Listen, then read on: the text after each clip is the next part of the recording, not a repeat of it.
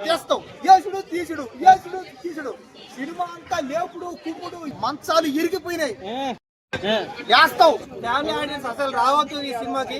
మీ దగ్గర వర్క్ ఉంది కానీ వర్కౌట్ లేదు, అంటే ప్లానింగ్ లేదు మీ దగ్గర. వర్క్ చెప్పడానికి కానీ చూడడానికి కానీ క్లారిటీ ఉండాలి.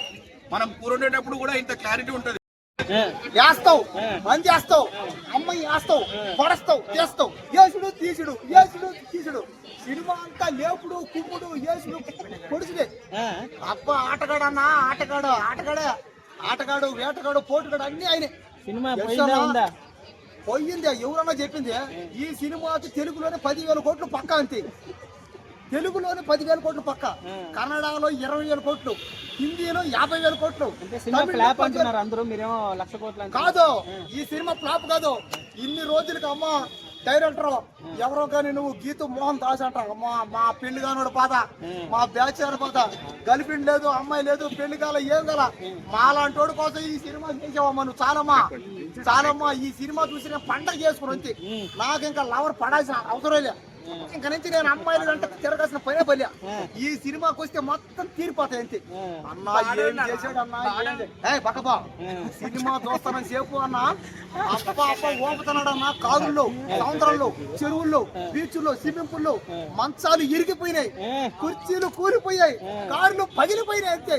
ఆహా ఏం ఊపుడు అన్న, ఊపుడే ఊపుడు అంతే. టాక్సిక్ సినిమాకి తెలుగులోనే 10,000 కోట్లు పక్క ఈ సినిమాకి. కేజీఎఫ్ సినిమా ఈ సీన్ ఎందుకు వస్తుంది, ఆ గోవాలు ఎందుకున్నారు, ఆ లీడ్ ఎందుకున్నారు అర్థం కాదు. ఐటమ్ సాంగ్ ఏమైనా ఉందా? ఐటమ్ సాంగ్ లేదు కానీ ఐటమ్లు మస్తున్నాయి. ఐటమ్ సాంగ్ లేదు కానీ ఐటమ్లు మస్తున్నాయి. సినిమా అంతా బిట్ల కోసమే తీసిండొచ్చు. ఆ స్టోరీ ఆమె నైట్ పూట కలగంటుంది, రేపు పొద్దుగాల స్క్రీన్ తీసేస్తుంది అంతే.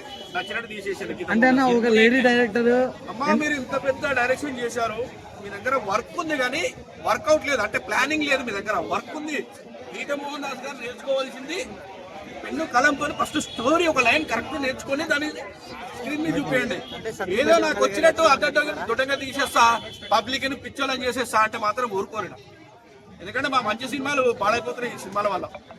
ఎందుకంటే దానికి ఒక ఇది ఉండాలి, చెప్పుకోడానికి కానీ చూడడానికి కానీ క్లారిటీ ఉండాలి.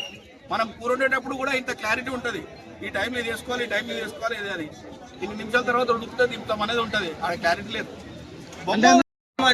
రేటు మాత్రం బీభత్సంగా పెంచాడు. తెలుగు సినిమాకు న్యాయం చేయలేడు దిల్రాజు.